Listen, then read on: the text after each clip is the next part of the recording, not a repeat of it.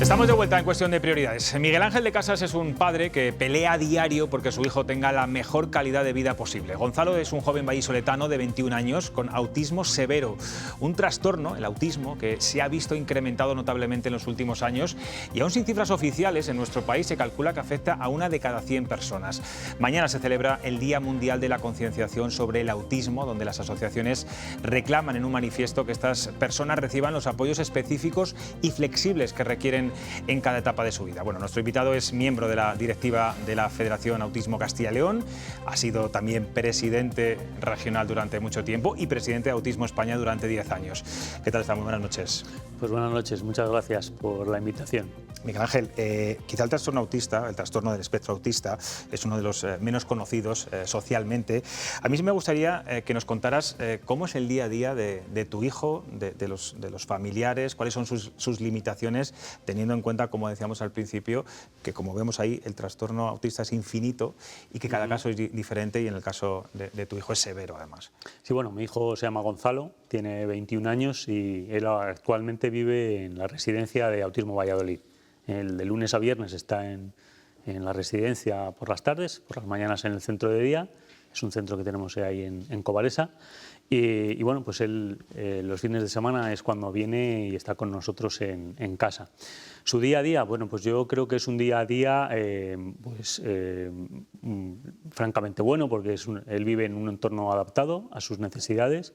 Gonzalo tiene un autismo muy severo, él tiene reconocida una discapacidad del 92%, con esto yo creo que nos hacemos una idea, ¿no? Y tiene muchas limitaciones en su día a día.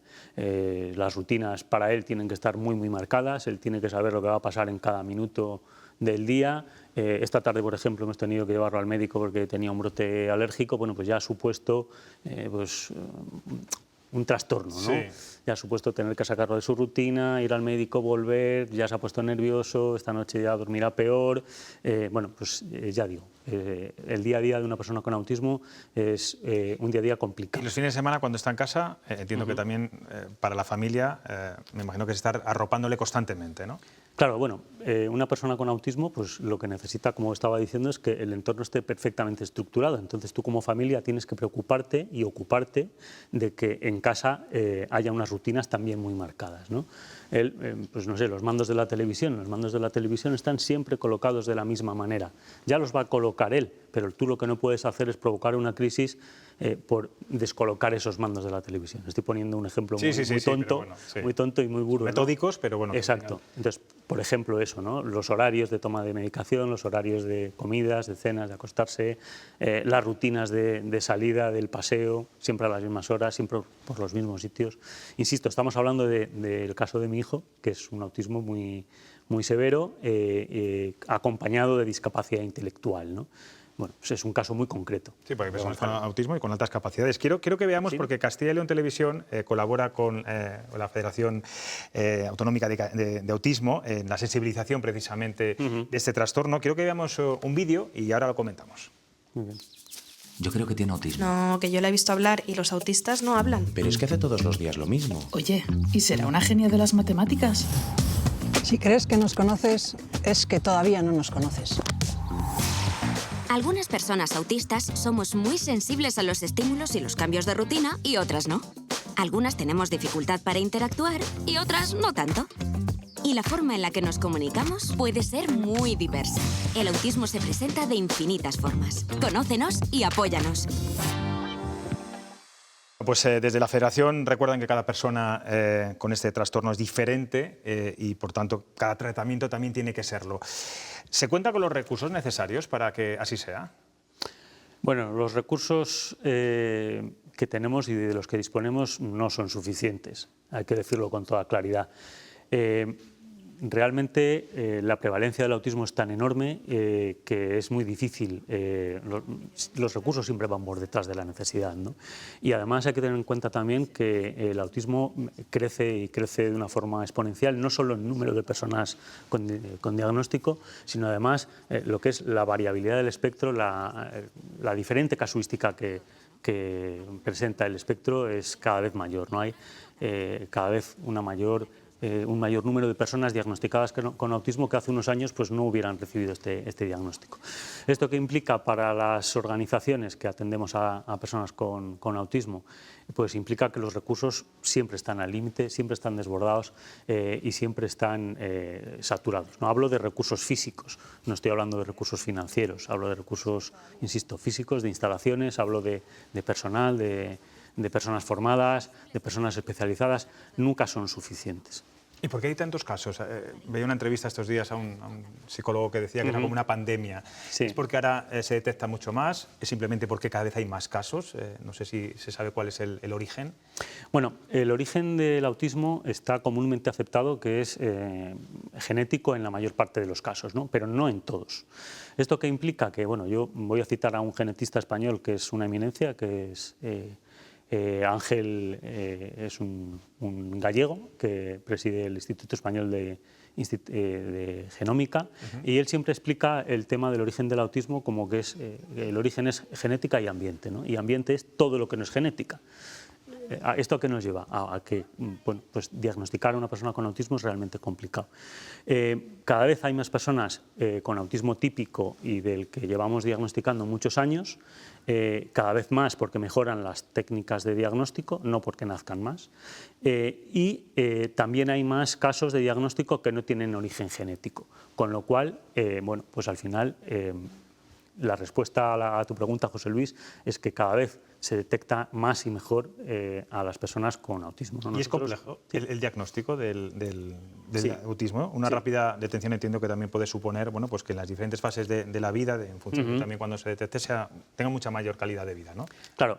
Bueno, yo creo que hay que diferenciar entre detectar indicios y diagnosticar. Son dos cosas diferentes, ¿no? En Castilla y León tenemos la suerte de tener un programa funcionando desde hace muchos años en Burgos, en Autismo Burgos, que es el programa Bebé Miradas, que luego se ha expandido a través de Autismo España, en la época en que yo fui presidente, a todo el resto del territorio nacional. Y ahí lo que hacemos es detectar, no diagnosticar, sino detectar indicios de posibles casos de autismo desde una edad tempranísima, con meses, ¿no? Incluso antes de llegar al año. Efectivamente, cuanto antes detectemos esos signos de alerta del autismo, más rápidamente podremos intervenir con ese niño o esa niña que tiene esa necesidad de apoyo, y cuando llegue el diagnóstico, pues la terapia pues funcionará muchísimo mejor, ¿no?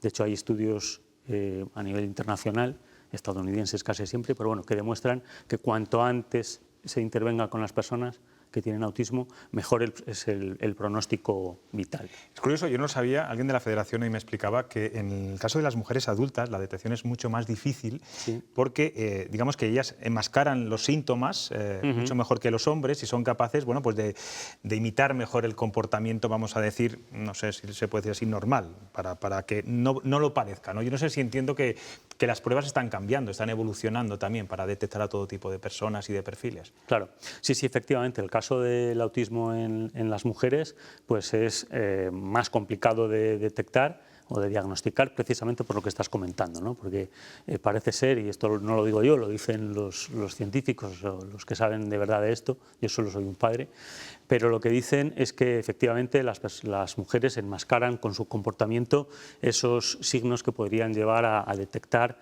el autismo en edades más tempranas, ¿no? Eso es una dificultad. ¿Qué pasa? Que las técnicas de diagnóstico, como bien estás apuntando, pues cada vez son más finas, ¿no? Van avanzando y además también hay técnicas de diagnóstico más precoces, como explicaba hace un momento. ¿Esto a qué nos lleva? A que se detecten y se diagnostiquen más niñas con autismo y más mujeres adultas con autismo, pero en general lo que estamos detectando también es, está creciendo el diagnóstico también en la etapa adulta, ¿no? Yo creo que hay dos grandes bloques de crecimiento de personas diagnosticadas, que uno son las mujeres, pero el otro gran bloque son las personas adultas, tanto mujeres como hombres. Yo cuento siempre una anécdota que me sucedió hace unos años y yo la empecé a contar porque era graciosa, pero ahora resulta que ya no es una anécdota, sino que ya es algo relativamente habitual. Y es el padre que lleva a un niño a una de nuestras asociaciones porque tiene sospechas de que pueda haber autismo. Efectivamente el niño lo tiene y el día que va a recibir el dictamen sale el padre por la puerta y le dicen: ¿puedes volver un momento? Deja al niño fuera, vuelve tú, Por hacer la prueba él. Porque ya te hemos hecho la prueba, tú también lo tienes. Esto es para reírnos un poquito, lo cuento en tono jocoso, pero es una realidad, ¿no? Con esto lo que quiero ilustrar es que cada vez hay más personas adultas que no saben que tienen autismo, que se han sentido toda la vida pues como el raro de la clase, el raro en el trabajo. ¿Pero cuáles son esos síntomas? Para que alguien que nos esté viendo ahora mismo, tanto para sí mismo como para sus propios hijos, que digan, bueno, esto me tiene que despertar una alarma de que algo está pasando. Bueno, pues... porque muchas veces normalizamos esos comportamientos, ¿no? Correcto. Se habla habitualmente de la tríada del autismo, ¿no? Bueno, el autismo hay que decir que es un trastorno muy complejo. O sea, tendemos a visualizarlo de forma lineal, pero no es lineal y lo vais a ver ahora cuando yo lo explique un poquito. Es algo multidimensional. Entonces, digamos que bueno, las tres grandes variables que afectan a una persona con autismo son, primero, las dificultades de comunicación, las dificultades de interacción social en segundo lugar, y la tercera, por resumirlo muy mucho, el tener unos intereses muy restringidos y muy repetitivos. En un niño, que es lo que más nos puede preocupar, en un niño o una niña, pues cuando un niño vemos que cuando no juega con los demás, ¿no? Que va al parque y él tiende a irse solo. En el caso de mi hijo, la primera señal de alerta fue en la guardería, porque cuando todos los demás salían al patio, él quería quedarse dentro, y cuando todos los demás jugaban con la plastilina, él se iba y pedía un camión de los que estaban en la... O sea, iba a contracorriente, no jugaba, no interaccionaba. En el caso de mi hijo es muy fácil de diagnosticar, muy fácil entre comillas, porque no es verbal, no habla. Bueno, pues eso es una dificultad de comunicación seria, ¿no? Se comunica de otra manera, es verdad, él tiene su lenguaje de signos, etcétera, pero ha tenido que adquirir estas habilidades de comunicación que cualquier otra persona pues adquirimos de forma innata, ¿no? Por imitación. Los niños con autismo les cuesta mucho imitar. La atención conjunta, el mirarnos a los ojos, eso tampoco lo hacen, ¿no? Bueno, estoy relatando una serie de, pero es muy interesante signos que yo lo que animo siempre, a mí me preguntan habitualmente, oye, yo tengo un niño o tengo una niña, ¿tú qué harías? ¿No? Yo lo que digo es, mira, ante la primera duda, vete a ver a un profesional.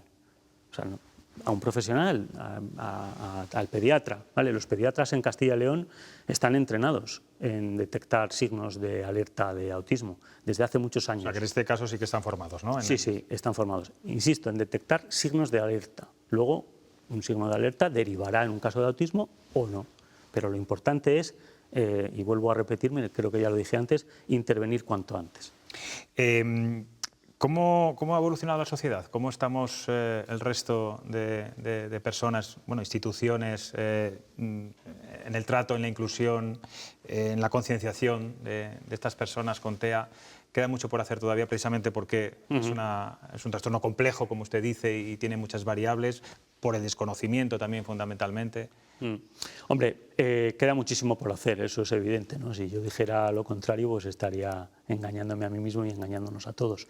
Pero sí es cierto que en los últimos años la sensibilización a nivel de calle ha aumentado considerablemente. O sea, yo cuando a Gonzalo lo diagnosticamos, ahora tiene 21 años, cuando él tenía 4, pues a mi propia familia tuve que explicarle lo que era el autismo. Bueno, primero mi mujer y yo nos lo tuvimos que estudiar, ¿no? Tuvimos que comprarnos más de un libro, más de 2 y visitar a más de un especialista para que nos explicaran qué es esto. Y ahora no, digamos que pues, 15 o 20 años más tarde es frecuente ir por la calle y que alguien te diga, bueno, ¿qué? Tiene autismo. Bueno, pues poco a poco, digamos que esa sensibilización social a pie de calle pues ha ido mejorando y eso nos ayuda mucho en el día a día. ¿Por qué no hay un registro oficial de personas con TEA en este país? ¿Precisamente por lo complejo que es o no acabo de entender? Pues me gusta mucho que me hagas esa pregunta. Porque tampoco la entiende, ¿no? Sí la entiendo. Mira, en Autismo España, en el año 2015, empezamos a hacer lo que llamamos un estudio poblacional, por llamarlo de alguna manera, ¿no? Un estudio descriptivo sobre la población de personas con autismo en España. A día de hoy es un proyecto, es un estudio que sigue en marcha. Y una de las primeras conclusiones a las que llegamos fue que no había registros oficiales. No es que no haya un registro oficial de personas con autismo, es que no hay ningún registro de personas O sea, hay múltiples registros, estoy contando al contrario. Hay tantos registros de personas con discapacidad, con enfermedades raras, con no sé qué, que cada uno dice una cosa y al final ninguno se pone de acuerdo. Es decir, hay múltiples contradicciones en los datos que hay en las distintas bases de datos de las distintas administraciones, insisto, que se contradicen en el caso en que haya información específica sobre el autismo, porque lo siguiente que vimos es que en muchos casos no hay un dato, o sea, no hay un campo en la base de datos de la Consejería de Sanidad de no sé qué comunidad autónoma para decir si este diagnóstico es de autismo o es de otra cosa. Usted ha sido presidente de la Federación de Autismo Castilla y León, también de la Asociación Nacional. Me imagino que lleva muchos años peleándose con las administraciones, reclamando. ¿Cuál es la principal reivindicación? Aproveche que tiene aquí las cámaras para hacer a todas las administraciones en general. Bueno, yo creo que todas las administraciones en general conocen nuestras reivindicaciones, tanto a nivel estatal como a nivel regional. He de decir que nos sentimos escuchados. O sea, hace 15 años nos costaba llegar a un ministerio o a una consejería y que nos recibieran, porque había que empezar explicando qué es esto del autismo. Pero ejecutan, porque una cosa es ser escuchado y otra cosa es que claro, lo ejecutan. A eso es a lo que yo quiero ir. Entonces, ahora esa labor la tenemos mucho más fácil, pero a la hora de ejecutar realmente no llegamos. Nuestras necesidades, vuelvo a repetir, son infinitas, igual que el logo que tenemos hoy aquí. Tenemos aquí el infinito, sí. Exactamente, y es por algo, no solo por la variabilidad del espectro, sino porque nuestras necesidades son infinitas, y las administraciones van siempre por detrás. Yo creo que pasa siempre, pasa cuando alguien... Dígame una reivindicación, la más importante. La más importante. Pues mira, en estos momentos, aunque sea un poquito, voy a decir feo, ¿no? Hablar delante de una cámara de dinero y de financiación, en estos momentos tenemos un problema muy serio de sostenibilidad en las entidades. Es un problema que venimos arrastrando desde hace muchísimos años. En Castilla y León tenemos calculado que cada año en los servicios de centro de día y vivienda de las personas con autismo, de las asociaciones que nosotros tenemos aquí, que son 10, hay una infradotación presupuestaria de entre 1,5 millones y 2 millones de euros, y esto es estructural. Pero en los últimos meses se ha actualizado el convenio colectivo de centros de discapacidad, y eso ha supuesto un incremento de costes pues entre un 8 y un 12%, ¿no? Que la Administración no asume. Yo lo entiendo, hay presupuestos limitados, hay presupuestos prorrogados, pero bueno, yo como siempre le digo a mi gente, el síndrome de Estocolmo a nosotros no nos vale. Nos escuchan, nos atienden, pero no llegan a cubrir nuestras necesidades. Entonces hoy me gustaría hablar de otro tipo de derechos y de otro tipo de necesidades, pero tenemos una necesidad de financiación muy acuciante. Vamos a ver qué le preguntan los contertulios que me acompañan esta noche aquí en esta mesa. Fenomenal. Jesús. Pues buenas noches ante todo y mucho ánimo y mucha suerte, porque comprendo que lidiáis con un problema serio, de los que tiene además una afectación personal, familiar, en el entorno, etcétera, tremenda. Eso no tengo ninguna duda. Una cuestión técnica y otra de necesidades. La cuestión que llamo técnica, por llamarle de alguna manera, ¿no? De vez en cuando se oye esta doble reflexión. El grado de autismo con el que se nace permanece invariable siempre, tiene altibajos, cómo evoluciona, tiene algún grado, alguna perspectiva de reversibilidad. Lo digo, es esa primera cuestión. Porque lo desconozco. Ojalá fuera así, pero lo desconozco. Y la otra, en relación con las necesidades, ¿no? ¿Dónde están más? ¿En la investigación, en la atención, en ambas cosas por igual? ¿En lo público o en lo privado? Porque yo creo que estáis en una problemática donde exigís atención pública, pero también hay un despliegue, digamos, de entidades privadas o semiprivadas, privadas de interés público que actúan asociativamente en el tema, etcétera. ¿Dónde situáis un poco la proporción de atención, investigación, etcétera, más necesaria? ¿En lo público, en lo privado, tal como está ahora la organización, ¿no? Bueno, pues empiezo por lo segundo, Jesús. Nosotros somos un movimiento asociativo de familias, de familiares, de personas con autismo. Y la primera reflexión que a mí me gustaría hacer es que yo no estoy aquí porque me guste venir a la televisión ni porque me guste ser presidente de no sé cuántas cosas que he sido. Estoy porque tengo un hijo que tiene unas necesidades que la Administración no cubre. No cubre con la intensidad y con la calidad que a mí como padre me gustaría. ¿Esto qué implica? Pues que las necesidades, yo no sé si son públicas o son privadas, son las que tiene mi hijo y las que tienen las 500.000 personas con trastorno del espectro del autismo en España y los 4 millones de familiares que las acompañan, ¿vale? Entonces, a partir de ahí, vuelvo a insistir, nosotros nos hemos visto obligados desde hace 45 o 50 años a poner en marcha los servicios que necesitan nuestros hijos para que nuestros hijos puedan llevar una calidad de vida digna y sobre todo adaptada a sus necesidades y que puedan ser tratados en el día a día por profesionales especializados en autismo, que es lo que necesitan, ¿vale?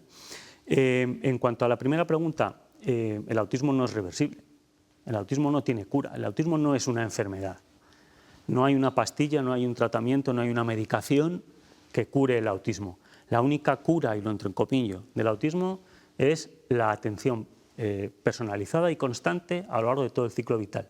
Evidentemente, hay ciclos, ¿no? A lo largo de la vida, todos no tenemos el mismo estado de salud, ni todos tenemos el mismo estado de ánimo, y las personas pues evolucionamos. Las personas con autismo son personas y también evolucionan. Y su condición autista también evoluciona. Bueno, voy a dejarlo ahí. Ana. Sí, hola, buenas noches. Una primera cuestión que se ha referido en la entrevista y me ha parecido muy interesante es esos diagnósticos a mujeres y a personas maduras. Yo, de hecho, desconocía que pasara. Hace poco, curiosamente, leí, creo que ella, de hecho, tiene un blog, algo así como Mamá Autista, a una mujer casada con un niño pequeño a que le acababa de ser diagnosticado el autismo.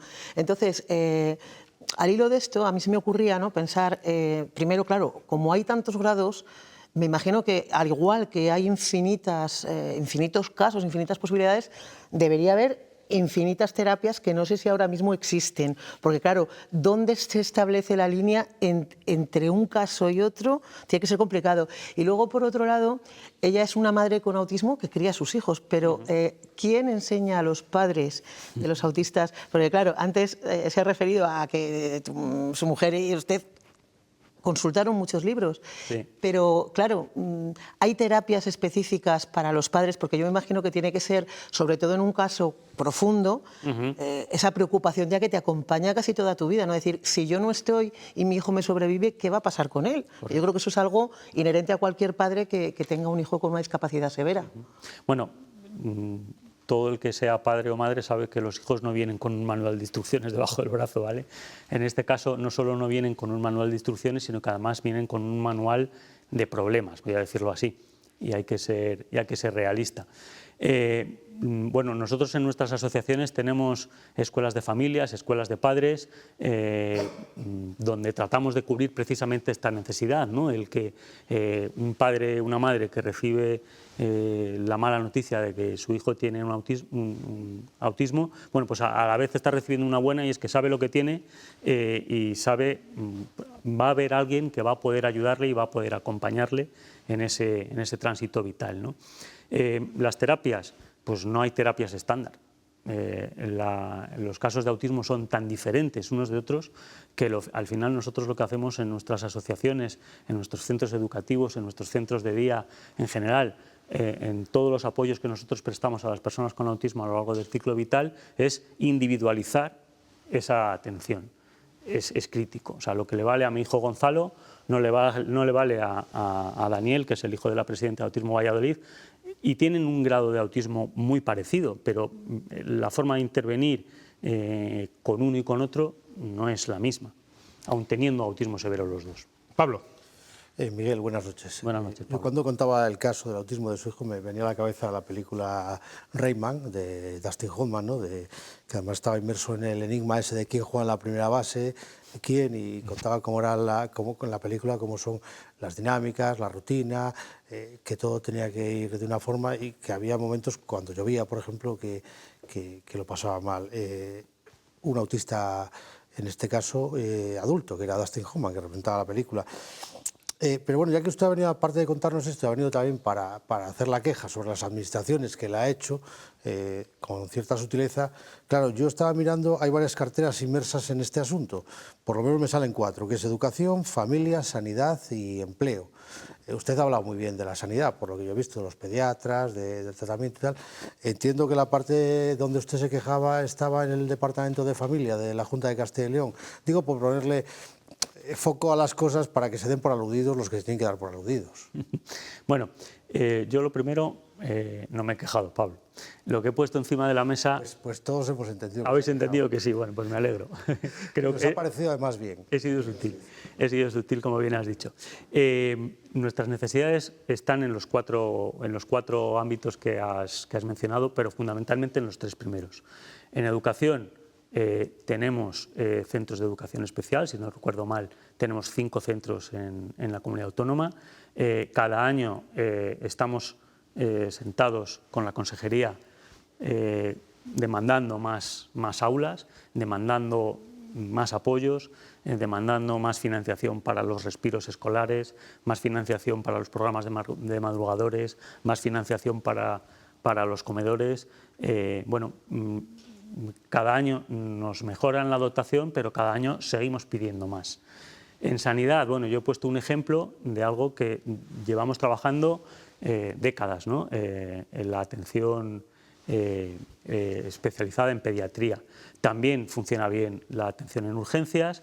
Tenemos un programa pionero, se pilotó en Valladolid y ahora se ha expandido al resto de la comunidad, que es el programa de asistencia sanitaria integral. Yo llego con mi hijo a urgencias, entran en el programa informático y saben que Gonzalo tiene autismo y recibe una atención especializada. No hace colas, le llevan a un box específico, etc. Pero no tenemos una unidad especializada en convalecencia para personas con autismo. Un autista también se ve hospitalizado en el servicio de urgencias y cuando sale, la familia no sabemos qué hacer con él y en la asociación tampoco tenemos los medios necesarios. Necesitamos esa unidad, necesitamos médicos de referencia en autismo. En Autismo Valladolid tenemos uno que se acaba de jubilar la semana pasada, pero porque nos lo hemos ligado, permitidme la expresión. Vale. En sanidad tenemos necesidades. En familia las necesidades son enormes. En la Consejería de Familia estamos todos los días. Cuando digo todos los días, es todos los días laborables. Hay alguien de nuestro equipo, de la Federación, en la Consejería de Familia. ¿Es a la que más demandamos y a la que más reivindicamos? Sí. ¿Por qué? Porque es la que financia o la que tiene la posibilidad de financiar nuestros centros de día y nuestras residencias, nuestras viviendas, que es donde nuestros chicos, donde nuestros hijos pasan la mayor parte de su ciclo vital. Entonces, es a la que más guerra le damos. Pues Miguel Ángel de Casas, era importante que hoy estuviera aquí para dar visibilidad, para trasladar estas quejas a las administraciones, pero creo que mañana va a ser un día más importante para usted porque en el Congreso de los Diputados le dan un premio que es Amigos del Autismo, lo cual imagino que le hace mucha ilusión, ¿no?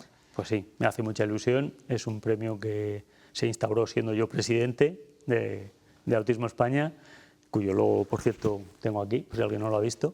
Y no deja de ser curioso, ¿no?, que mañana lo reciba yo, entonces lo recibo con muchísima ilusión, pero no por el premio en sí, sino por lo que significa, ¿no?, porque yo creo que es un reconocimiento no a mi persona, sino a la evolución que ha tenido Autismo España y en general el movimiento asociativo del autismo en los últimos 15 años. Lleva usted muchos años trabajando por esto, ¿eh? Pues casi 21, ¿verdad?, desde que nació. Pues casi 21. Muchas gracias por estar aquí en Cuestión de Prioridades. Era una prioridad hoy hablar de todo esto. Gracias. Muchas gracias a vosotros.